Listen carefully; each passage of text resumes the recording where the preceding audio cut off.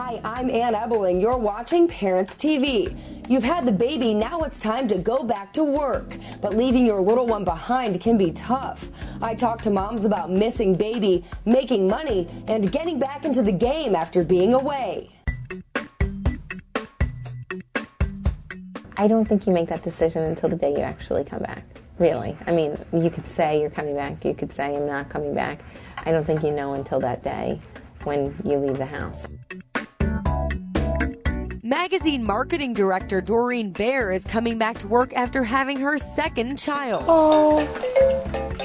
Doreen gave birth to daughter Lily 2 years ago and had son Charlie just a few months ago. The first time around was a lot different because I really wanted to get out of the house because it was a little crazy. And it was great to, shower in the morning, get ready, and, kind of feel like myself again.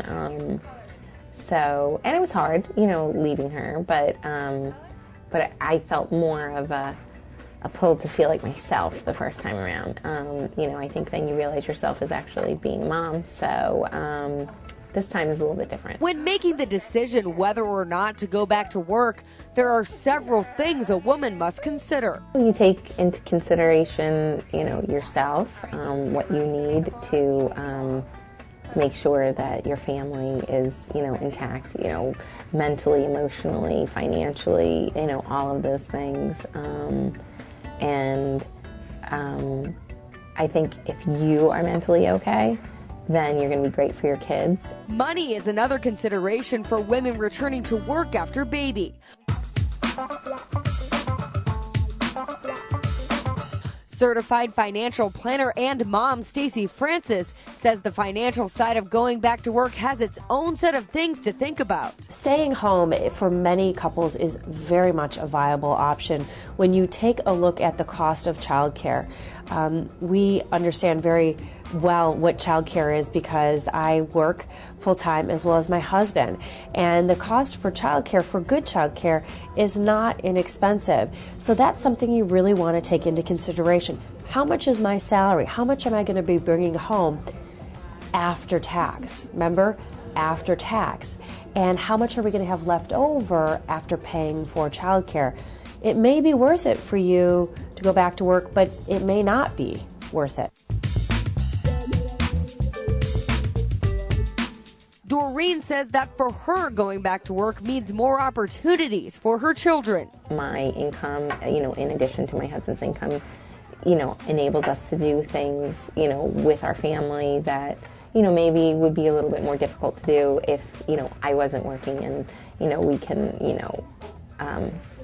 do things for our kids, even if it's saving for school. Lily jokes and she calls herself Dr. Lily. So that's why I'm really back to work, because you never know. So if you decide it is worth it to go back, make sure you're getting what you're worth.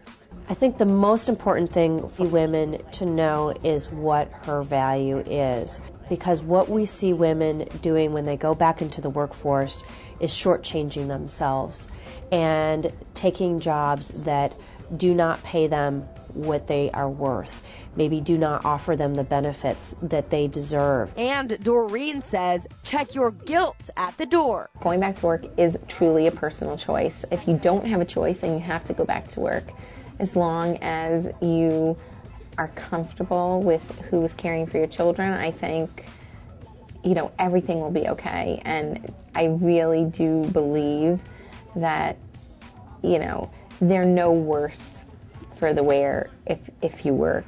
To make the transition from baby to the boardroom even easier, Parents TV's working mom Kara Sundlund gets some back-to-work tips from a baby expert. So I'm here with our resident doula, and when I was going back to work, it was really hard to leave Helena. As much as I love my job, a lot of women go through this. How can you prepare yourself to go back to work? Well, I think that more importantly, you need to talk to somebody about your fears. Talking things over really kind of gets things out in the open. So, talk to your husband. Say, you know what, I don't know if I'm ready for this, but, he may have some good points. Talk to girlfriends. Talk to other moms that have gone through the same thing as you. Just be honest with everyone. Be honest with everybody. Because honestly, everyone knows it's hard to leave something as precious as this. Joanne says before the big day comes, practice your new routine. You've got to think about getting ready in the morning, get a shower. How do you do that? Possibly. So, if you're dropping the child off at daycare, go through the steps. Put your supermom suit away and take baby steps. Baby steps. Absolutely. Some of the things that you can do too, again, dropping the baby off for a couple of hours, take your time doing it. Even ask your boss if you can start slowly, maybe a few half days at first, or go back on a Wednesday so you won't have a whole week to get through. To reduce stress, try and keep your mind focused. One of the things that you need to do as well is be in the moment. Make sure that when you're at work, you try and keep yourself focused on your work, but also when you're at home with your child, don't think about work. Your focus should mainly be on the baby.